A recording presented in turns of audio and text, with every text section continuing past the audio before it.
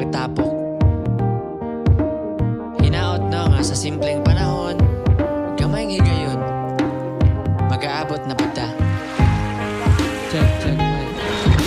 Lisod na matapok ang barkada, sa yumang nangaminyo ug dili na maagda. Kabua nga nahisgutan dito sa tung tambayan, ang oras nga ng labay dili na mabalikan. Hinaot unta nga inyuhang mahinumduman atong kaagi, sa una nga magtapok patanan. Dili naman pareha ang sa unang panahon, pero bisan gamay lang unta mahatagag higayon.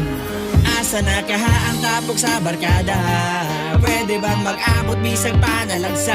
Puro naan na may pamilya, panangin lang sa sawa. Atong iskutan ang kaagi nga sa una, mga panahong wala pa tay problema.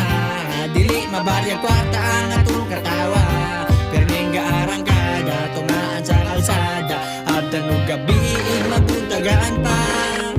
Binatanon pa sa una, wa pa'y saktong huna-huna. Wala pa'y mga bata, bisan unsaray mamugna. Daotan man ang barkada, panglantaws ginikanan, di maayong impluensya. Permi na tong madunggan, barkada ang hinungdan nga nagmat mo ng tanan. Mga sayop nga binuhatan, dunatay nakatunan.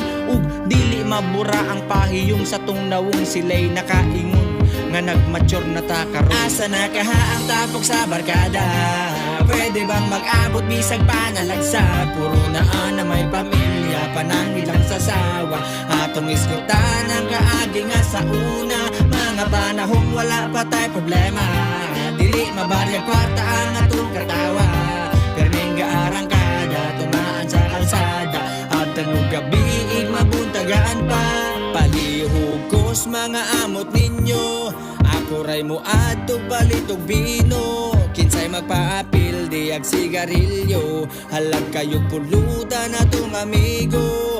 Ang uban na to nindot nagyug trabaho, ana apoy uban saktor ragyud ang sweldo. Pero bisan pagunsaon, mag-usara tagbaso, kita tanan igsuon, wala ko'y mausob. Asa na kaha ang tapok sa barkada? Pwede bang mag-abot bisag panalagsa? Puro naan na may pamilya, panangid lang sa sawa. Atong isgutan ang kaagi nga sa una, mga panahong wala pa tayo problema. Dili mabalyag kwarta ang atong